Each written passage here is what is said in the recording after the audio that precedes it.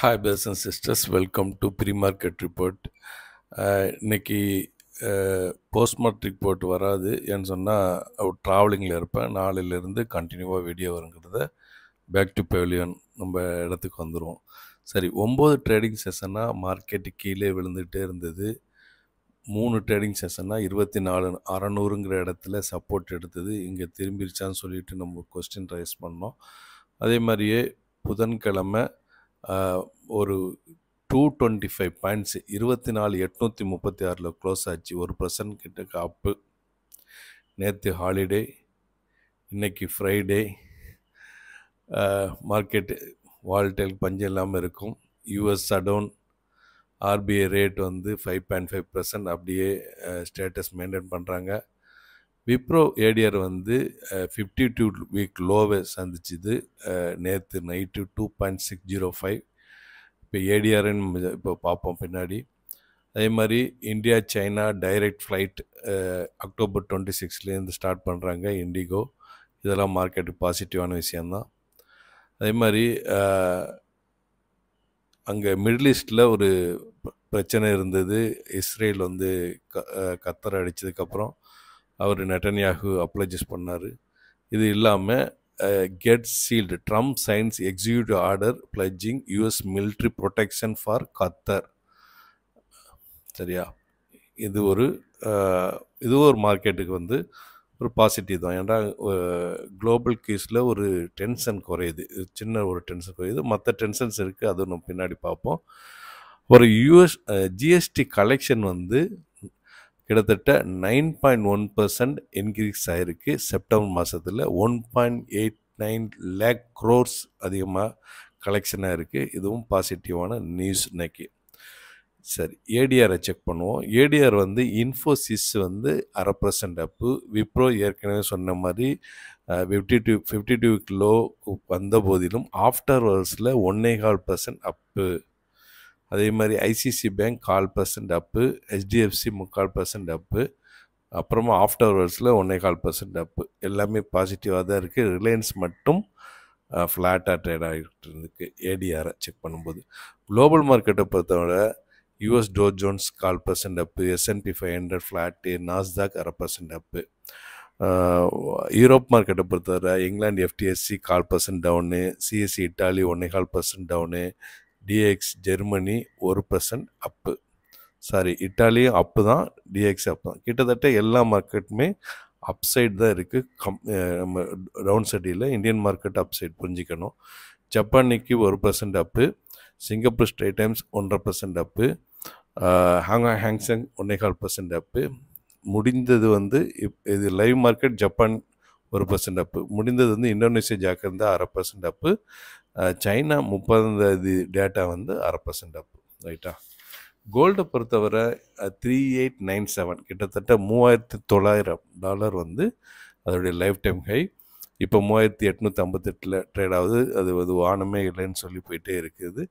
10,950 இப்போ ரீட்டெயிலில் விற்கப்படுது. அதே மாதிரியே சில்வரும் அதை தொடர்ந்து மேலே நோக்கியே போயிட்டு இருக்குது. இதற்கு காரணம் ரேட்டு இந்தியன் ரேட்ஸில் பேர்ட் ரேட்ஸில் இருக்கிறது. ஐஎன்ஆர் ஒரு காரணம். 88.81 லைஃப் டைம் லோ, இப்போ 88.72 இருக்குது. இது ஒரு கவலையான மார்க்கெட்டுக்கும் ஒரு நெகட்டிவான விஷயம். எஃப்ஐஸும் ஒரு நெகட்டிவ். அவங்க கிட்டத்தட்ட ஒரு 35,000 கோடி போன மாதத்தில் விற்றாங்க. அதுக்கு முந்தின மாதம் 49,000 கோடி, அதுக்கு முந்தின மாதம் 48,000 கோடி. எல்லா நாட்களுமே தொடர்ந்து ஒரு 5 ட்ரேடிங் செஷனாக செல்லிங். 2,500, 5,000, 2,500, 1,200 இது மாதிரி. சரியா, இது மார்க்கெட்டுக்கு மிகப்பெரிய டென்ஷன், மிகப்பெரிய நெகட்டிவ்.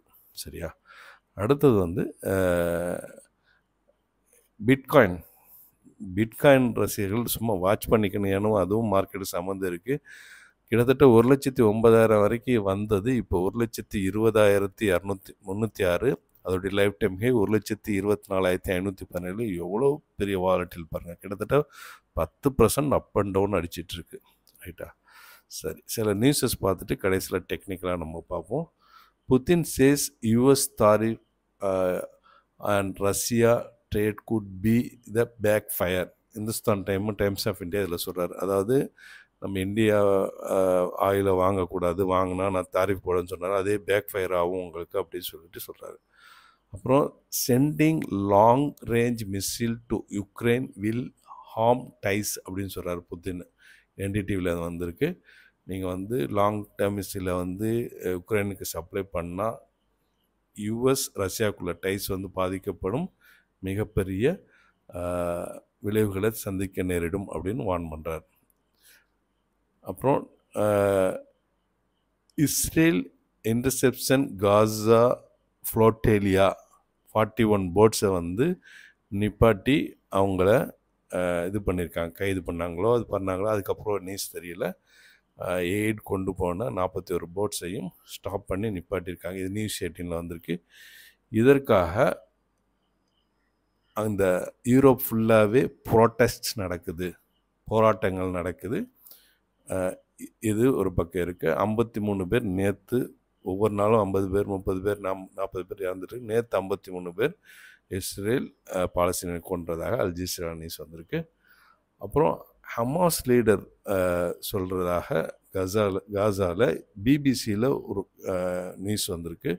அதாவது Hamas leader objects to ceasefire plan. இது பிபிசி அண்டர்ஸ்டாண்ட்ஸ் சொல்கிறாப்புல.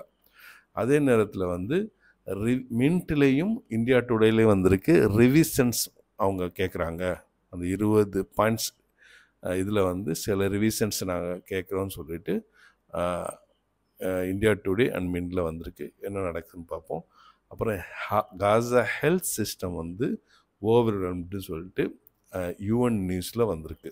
ரைட்டா, அங்கே மோசமான சூழ்நிலை ஏற்படுறதாக யுஎன் நியூஸ் வந்திருக்கு. சரி, இப்போ நம்ம டெக்னிக்கலாக போயிடுவோம். மார்க்கெட் டுடே சூழ்நிலை என்ன? இன்றைக்கி ஃப்ரைடே வேறு. சாட்டர்டே சண்டே கேரி பண்ணுறதுக்கு எல்லாருமே பயப்படுவாங்க. ஏன்னா மார்க்கெட் வந்து இறங்கிட்டு இருந்த மார்க்கெட் ஒரே ஒரு நாள் மட்டும் ஏறி இருக்கு. மறுபடியும் யூஎஸ்லேயும் பிரச்சனை போயிட்டுருக்கு, குளோபல் கியூஸும் ப்ராப்ளம் இருக்குது, எஃப்ஐஸும் விற்றுட்ருக்காங்க. இந்த சூழ்நிலையில் ரொம்ப காசியஸாக தான் இருக்கும் மார்க்கெட். இப்போது கிஃப்ட் நிஃப்டி கூட ஃப்ளாட்டாக தான் ஓப்பன் ஆகிருக்கு. ரைட்டா, ஸோ டெட் கேட் ஜம்பிங்கிற மாதிரி விழுந்த மார்க்கெட் லைட்டாக ஏறிட்டு மறுபடியும் இறங்கலாம். இப்போதைக்கு மார்க்கெட் 24,836 கிட்டத்தட்ட 25,000 பக்கம், இன்னும் 170 பாயிண்ட் மேலே ஏறினால் கூட 25,000ங்கிறது ஒரு ஸ்ட்ராங்கான ரெசிஸ்டன்ஸ் ஏரியாங்கிறத நம்ம புரிஞ்சுக்கணும்.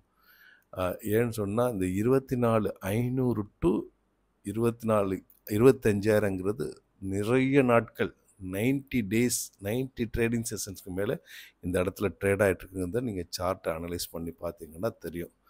ஸோ இந்த இடம் வந்து ஒரு கம்ப்ரஸ்டான இடம், ரொம்ப நாள் ரேஞ்ச் போட்டிருக்கிற இடம். பிரேக் அவுட் கொடுத்தாலும் மிக ஃபாஸ்ட்டாக மேலே போகும், கீழே பிரேக் அவுட் பண்ணால் கீழேயும் ஃபாஸ்ட்டாக போகும். அதே நேரத்தில் மார்க்கெட் வந்து இப்போதைக்கு ரேஞ்ச் மார்க்கெட்டில் தான் இருக்குது. ஏதாவது நியூஸ் வந்து மார்க்கெட்டை சேஞ்ச் பண்ணதுக்காக பார்ப்போம். இந்த வீடியோ பயனுள்ளதாக இருக்குன்னு நம்புகிறேன். மற்றவங்களுக்கு ஷேர் பண்ணுங்கள். புதுசாக பார்க்குறவங்க சப்ஸ்கிரைப் பண்ணி பெல் ஐக்கனை கிளிக் பண்ணிக்கோங்க. All educational purpose only. Thanks for வாட்சிங்.